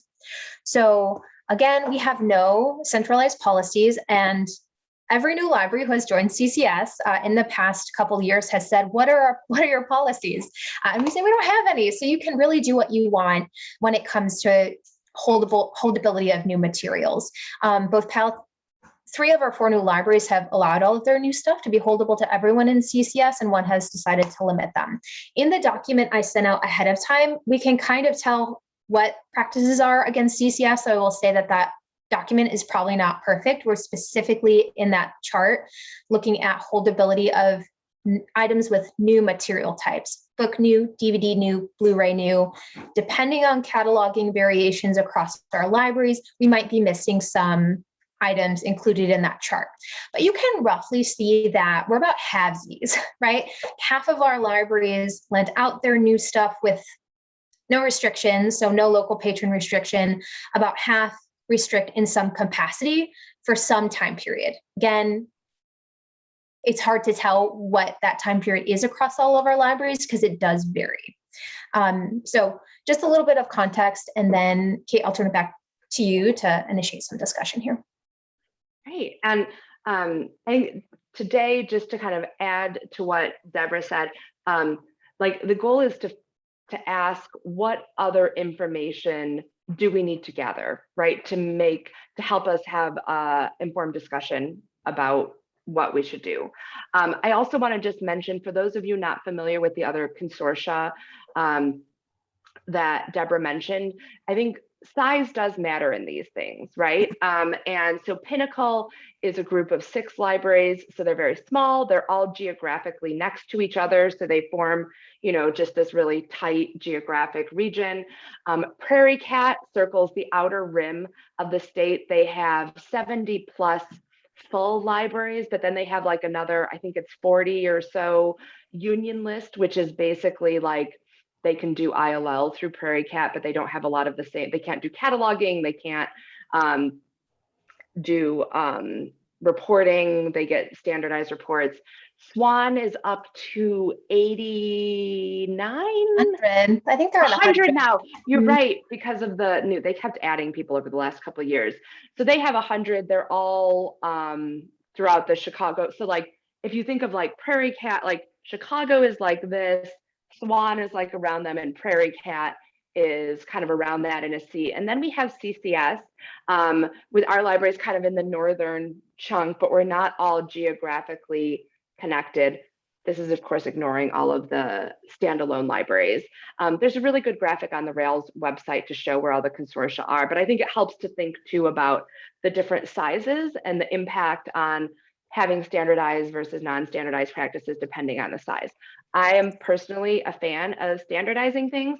So just letting you guys know where I'm going to be coming from on that, because I think that it helps from a patron usability perspective. So for the discussion questions that Rebecca so kindly put in the packet to help us get started on this is, what data do we already have? And Deborah did already share a little bit about the practices by library. I do want to see if people have questions, if there's additional clarification we need. Like, I'd like to know, like, I don't know what this holdable to local patrons with hold delay set means, because we're currently flipping all of our stuff manually. So like, what is that? And what do each of these categories mean? Not that you have to answer now, but like, that's something that I think, to make sure we all have a same shared understanding of what data was pulled for this.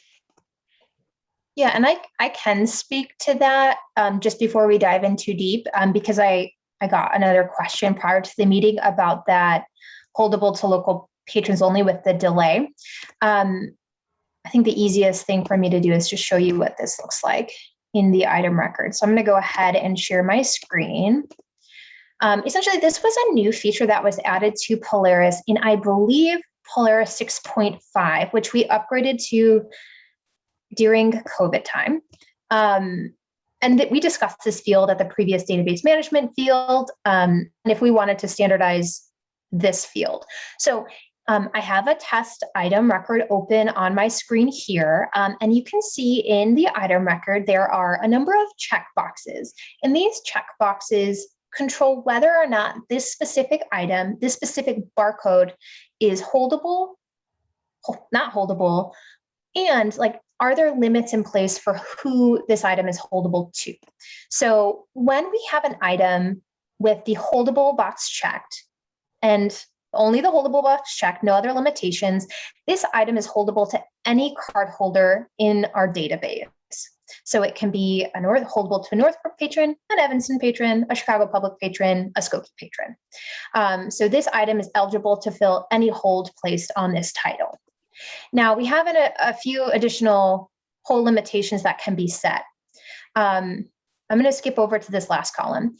if the patrons from this library and branches box is checked, that means that this item can only fill a hold for patrons who belong to the same library the item belongs to. So for example, this item is a Niles item. So if this patrons from this library and branches box is checked, this Niles item can only fill a hold for a Niles patron. There's no Niles patron on hold. It will just stay on the whole shelf or on the shelf. This setting that I referred to in that chart is this checkbox underneath that. Essentially what a library can do if this setting is enabled is say, this item is holdable to patrons from this library and branches for only X number of days past the first available date. This can be set at any value. It can be 30 days, 90 days, 45 days, 180 days. Whatever the value is set as, for example, here 90 days, after that time period has passed, the item then becomes holdable to anyone. So it's like a streamlined way to say, first, I want to limit it to just my patrons, but then after a certain period of time has passed, I want to automatically open it up to everyone without my staff having to do a thing to make it that way. So that's what I was referring to in that document. So we only have a few libraries that are taking advantage of that setting, and they are they're using it at different timeframes. So like, for example, Kayla, correct me if I'm wrong, Huntley uses that setting, but they have it set to open up to all patrons at 30 days versus Indian Trails uses that setting as well, but their settings configure to open up holds at 90 days. So we have like very different practices across our libraries. Again, some libraries say all my new stuff is holdable to anyone. Some say just my patrons. Some say just my patrons at first, but then after a certain period of time, open it up to everybody. And again, CCS doesn't have any standards. So this discussion today is maybe we should look at this. We don't have a recommendation internally at CCS. This has always been how it's always been, at least in my time, but we're wondering if we should have some standardization. Probably too much info. No, that was great. Can I just ask a clarifying question on the first available? Is that then, because I know one of the things is like first available, it's after it has been received and cataloged and processed and checked in, not based on the on order record being entered in. That's correct. So first available is the date it moves out of those on order in processing status and it becomes available for checkout. So tech services staff or staff or whoever at your library processes new books that are ready to go out on the shelf. It's when they check it in and it's ready to go. Great. Alex. So two points that I have. First, I remember when the directors were discussing this at governing board meeting, and like the statistics show, it was pretty much split. But there were a few, I would say, hardcore proponents on both sides of it, and the folks that wanted to keep their new books for their own folks, felt that this is their tax dollars. They want to make sure that the new books that are being purchased by their residents' tax dollars are available for their residents. They didn't want them walking into empty shelves, is kind of what they said. And their collection sizes are limited. I would argue that that's a argument against opening it up to everybody, but they wanted to keep their new stuff for themselves. So I just wanted to put that out there, and you can add more, correct me or add more detail if I'm missing something, Kate, on that. No, but I will say that there has been a lot of turnover in the 3 years with directors. Yeah. But I think that was also, they were saying that was coming from the board. The board said, we want our purchases to be available for ours. But yeah, I think the turnover, it's definitely worthwhile to revisit that. But the question that I have, Deborah, was the patrons were using the usabilities and they came across this and they said unsolicited that they were confused. So does that mean that as they're doing a search, a book will come up or a title will come up, even if it's only held by libraries that won't circulate it, and allow them to place a hold? Correct. So when a patron is searching the catalog, and our libraries have different filters in place for their catalogs, but let's say I'm searching the Northbrook catalog and I'm searching all CCS materials.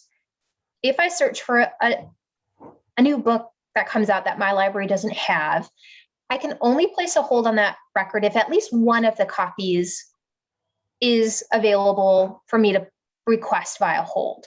So if all the copies are limited to local patrons only, my library doesn't own a copy, if I go to place a hold, I'll get a block that says no titles can fill, no items on this can fill your hold, or something like that.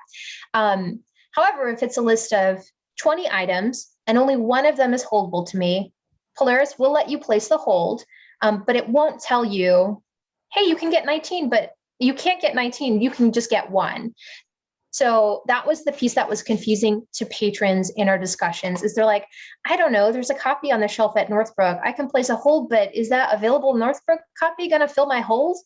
Or should I go to Northbrook to get it because I can't request it by interlibrary loan? And there were a lot of patrons coming up with, I mean, that's a pretty involved. It wasn't a lot of patrons. Yeah, we did user testing with, gosh, maybe 15 patrons. And it was multiple patrons within those 15, which it was pretty significant to us, that it wasn't just one, that it did come up with more than one patron out of, I think it was the 15 that we did testing with. Okay. So yes, there is no visual cue in PAC that an item is holdable or not to you. The only way you can know is if you try to place a hold and are blocked. But again, that just means no copy on the record is holdable to you. It doesn't tell you 1 of 10 or 5 of 20 or Well, that was the second part of their input by letting us.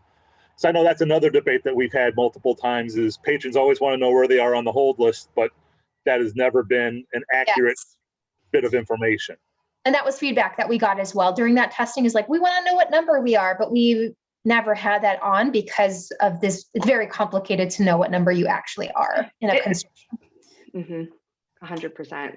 And I also think that the bigger, like when we're talking about holdability, we also have to look at patron behavior outside of holds. Now, the pandemic has completely messed up a lot of our metrics, right? Because we only were checking out through holds for a very long time over the last year. But for us in the before times, only about 10 to 20% of our checkouts were from holds. And we never dove into how many of our patrons, like, is it 50% of our patrons regularly placing holds, or is it like 20% of our super users that are placing 80% of the holds? And so we need to have books on the shelf as well if 80% of our checkouts are coming from browsing and people coming in. So we also have to look not just at holdability from how quickly can patrons placing holds, but what does that mean for how patrons are checking out in general? So I think that there's like 2 levels to this that we need to look at, because it's very easy to just zoom in on holdability, but that doesn't speak to patron behavior in general, which I think is what some of the other libraries were getting at. Like, hey, we're small, we can only afford to buy 3 copies of a new book, and we need to have some on the shelf, or our patrons don't know that we're buying them. I mean, we add 3,000 titles on average a month at Northbrook, and I still get patrons that are like, so like, when do you get new books? Like 6 months after they're out? And I'm like, how about like immediately? We get them immediately. But if they don't see them, they don't exist. What other thoughts do people have on this, especially from, I think, the technical services aspect? Yeah, Catherine. So I agree that patrons do find this really confusing. And we also not infrequently get negative feedback, because we do restrict our items to our patrons, our new items, from patrons from other libraries who are calling and saying, I have a hold on this, but you have a copy, why isn't it coming? So, and we have our reasons for that, but so I have just 3 questions that I want to throw out there. One, if we change this policy, would or should the policy that items that circulate through CCS have to have 2 renewals be modified? You know, would it be that new items, like currently we restrict our new items, which we don't send out, to 1 renewal per patron. So my second question is, would or should the policy that allows each library to choose whether or not holds can be placed on their on order items be modified? So for example, if we're all sending out items to fill all the holds, shouldn't we all have the same chance, or our patrons all have the same chance to place holds? Which could help with collection management as well, because if you see that you have 40 patrons of yours and you weren't going to order the item, you could potentially then use that, right? Yeah, and then my third question is, how much does the purchase to holds ratio practice vary among libraries? You know, are we all pretty close, or are we really wide? And that's something we don't know. So I've been talking to Bob about what data we can gather, and you know what, and a lot of that centers around how do we get accurate holds ratios and get a good picture of libraries' purchasing habits. We can ask every library, you know, is it a 2 to 1 or is it a 10 to 1? And I think that it needs to be based on material type, because our holds ratio is different based on like AV versus books, or based on cost. Mm-hmm.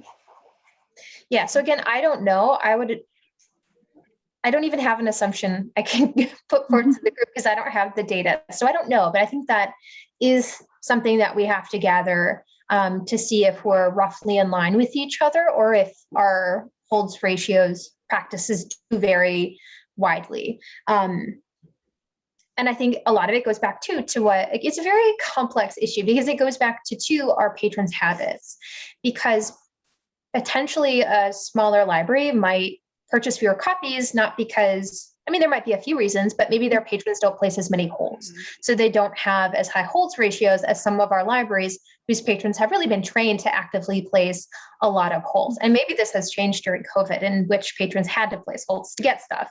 So I think that's something that we do need to look at. And then to go back, Catherine, to your first question about renewals, we do have a system-wide policy that says anything sent out to another library has to be renewable for at least 2 times. I think that's a policy that's set in place unless we were to overturn it or have governing board, you know, change that. So yes, it would be a policy in place. I mean, but I do think that that is, like, I think when we're talking about this, we don't have to talk about system-wide holds practice in isolation. We can talk about the impact it has, and if that has a ripple effect on other policies that then need to change. Exactly. I love a good complicated discussion and lots of ripple effect changes. And then I do just want to ask for some clarification on the second point you said about on order items and placing holds. So right now we don't have any restrictions on whether patrons can place holds on order items. Libraries may potentially have local practices that restrict patrons from placing holds, but there is no system-wide CCS policy. If a library pre-orders an item, they're able to configure the item settings to be either holdable or not, depending on their own preference. But didn't we talk about, I don't remember where this was talked about. I feel like this was talked about at some point where it was confusing to be able to put a hold if the only item attached to it was for a different library, because then they wouldn't, like, it wasn't a uniform practice. And so then it was confusing. Sarah Kaminsky, what do we do? Because we limit, right? It's only Northbrook that can place it holds on unordered records because we limit our new stuff. I think so. Right?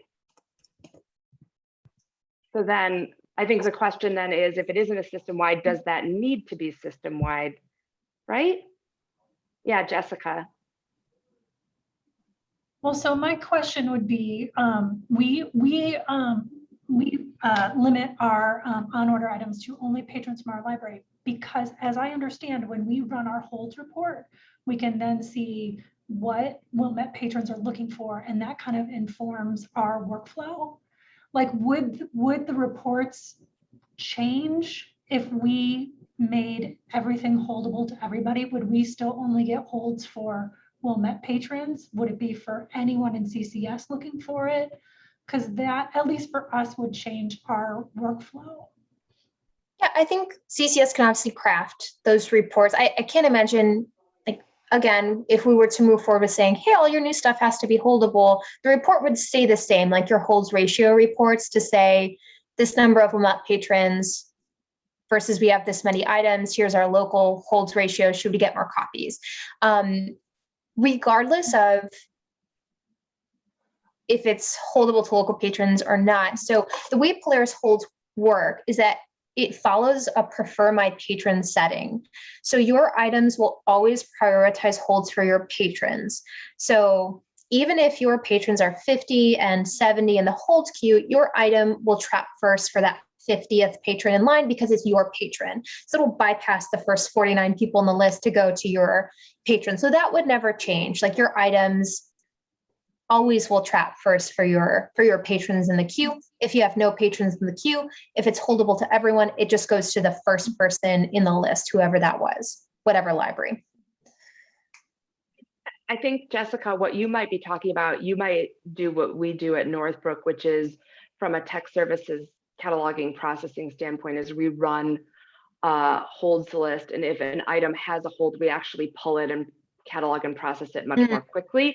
And if everything was holdable, that would mean that basically we were like, it would completely disrupt. And so I think we need to figure out if there's a way to see, if there's a way to predict how that would change, like what difference would we be seeing in those daily reports that we're running, because that could potentially greatly impact us too.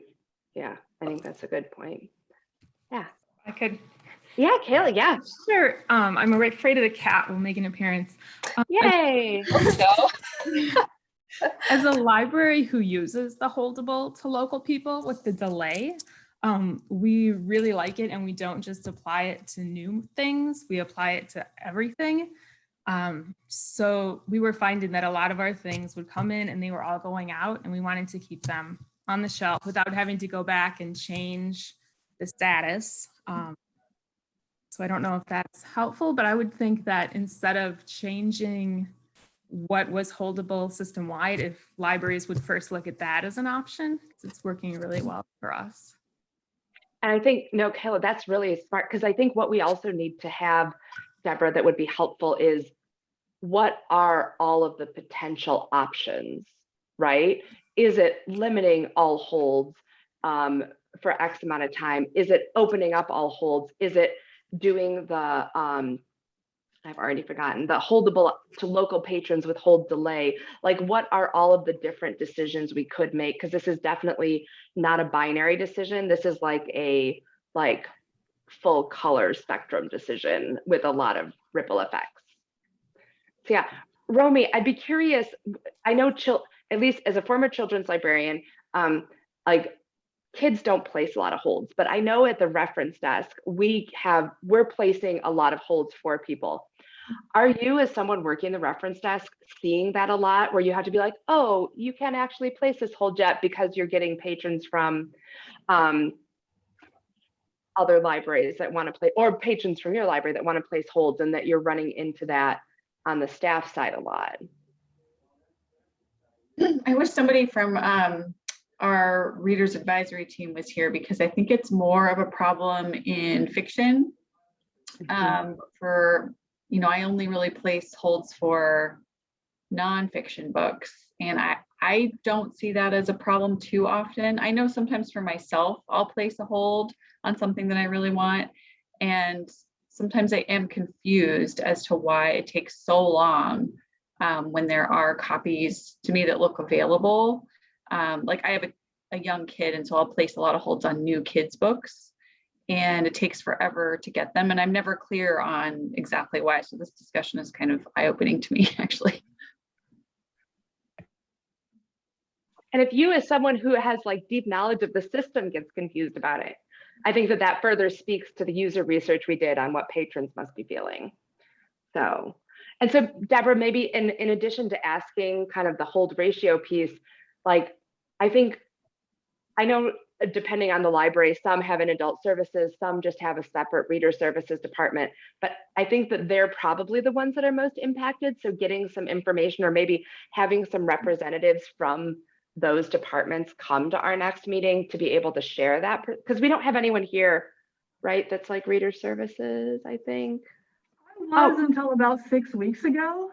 So I can say from my experience, yes, that did come up that, you know, patrons would want to place a hold. We had not ordered the item yet. And we would usually then forward a purchase request to the selector. But in the meantime, if you can put that person on hold, we would. And there was really, you can look in each individual item record to see if you can place the hold, but the easiest way really is just to say, well, I'll try to place the hold for you and see if I can. And then you have to say, okay, either it's placed or no, sorry, but I'll forward it to the selector, you know, that you would like this item. So it's not an unworkable situation, but not the best situation either. Well, I mean, I think about like if I were to go into a store and be like, oh, hey, I didn't see this on the shelf. Can I order it? Well, let me see if you can order it. Yeah, we can order it for you. It might be here in a week, but it might also take a year. Is that cool? Right? Like that's kind of the same experience that we're giving our patrons, it sounds like. So that is okay. So we have to remember that Catherine is also reader service. I have to remember all the hats people are wearing. I'm also wondering if we need to look at, from a data perspective, what is not the average wait time, because that will reassure us like, oh, it's not that bad, but like, what are the longest wait times? And I would focus on just items that are new. We're not talking about there's one copy in the system of some esoteric title and maybe 2 people, and you know, like what are the popular titles and what are those wait times that people are really waiting for things? Because that, in addition to the holds ratio, will help inform us and would also be helpful from a collection management perspective of how are we, like one of the things, I know we didn't talk about this with Pinnacle, they're required to buy enough copies so that to meet demand. So if they look every month, the directors look every month, and if more than 30% of their holds are filled by items they don't own, they have to change what they're buying. And that's a level that allows them to be a lot more open because it requires each library to buy a certain amount. And that's why Prairie Cat, because when I was in New Lenox, that was when we implemented the Prairie Cat procedures. When I was on admin council there, saying we were going to limit it for the first 4 months to local holds only, because we had libraries that couldn't purchase more than 1 copy. And we had huge libraries that were getting, you know, all of their copies sent to these smaller libraries. And so it was a way to balance. So I think we also need to look at not just like what is happening, but what is realistic if we were to implement something. Is it realistic to say, hey, everyone needs to have a hold ratio of X to X? Or is it more realistic to say, we're going to limit it so that your own patrons get a crack at it and we're uniform across the board? But we need to understand kind of some of those underlying decisions as well. Yeah, Joel, what are your thoughts? Just kind of thinking of the, you know, small libraries with small budgets to have small numbers of items, but, and this might be an example that predates Polaris, but when the Harry Potter books were coming out and the demand was enormous, and I think, you know, I wasn't working in libraries then, but there may have been scenarios where libraries couldn't fill their own holds because the books were going out to everywhere, and it was really unfair to the patrons of that community. And that's a scenario. It's like a flash in the pan kind of title, but at the same time, you know it's coming because it's an ongoing series. It was a huge cultural phenomenon, and the demand was off the charts. But I think like these features are important to retain in some capacity for, potentially unpredictable scenarios like that, where a book just becomes so popular that, the patrons of that library need to have the option to have the holds restricted to them, just because otherwise they're waiting forever, and, the families may not want to have to go buy the books themselves. They want to borrow them from their library. So I think that's a good point of to their owners, right? So my books come back to my patrons before they go to Fremont, unless there's no Prospect Heights card holders for Harry Potter. Then they'll go to Fremont. But if there's one, even if my card holder placed it yesterday, the hold, and Fremont's card holder placed the hold 2 months ago, my person gets my book before it gets shipped away. That's still the way it works, right? correct. But Okay, so yeah, that might be the safeguard against that I just might not be fully aware of. So thank you. But Joel, I think you bring up another good point though, in that we could have a universal policy, but we could also have outliers that we need to address on a case-by-case basis. So for instance, we restrict all of our, Caudle, Monarch, Blue Stem, Lincoln to our patrons because otherwise they're gone. The new titles, like we buy 20 copies of each new title. And during the summer, I think we only do it during summer. We want our kids that are reading these, that they're encouraged by their schools to read them over the summer, to have access. So it's also copies on the shelf, right? So that patrons know that you bought them, that they're there, that they're convenient, that they can grab them. So like, and what do we do if there is like a unique, and those we know every year, but like, what if there is something that happens that everyone wants to look at really quickly, a la Harry Potter or something similar? Jessica. Yeah, but couldn't that need be satisfied by we have a hot picks, lucky day collection, something where each library would get to designate a small collection that says these are not holdable, these don't go out, you have to come in and get them. Like that's the exception, so that there is always something on the shelf that people are looking for. Yeah. Yes.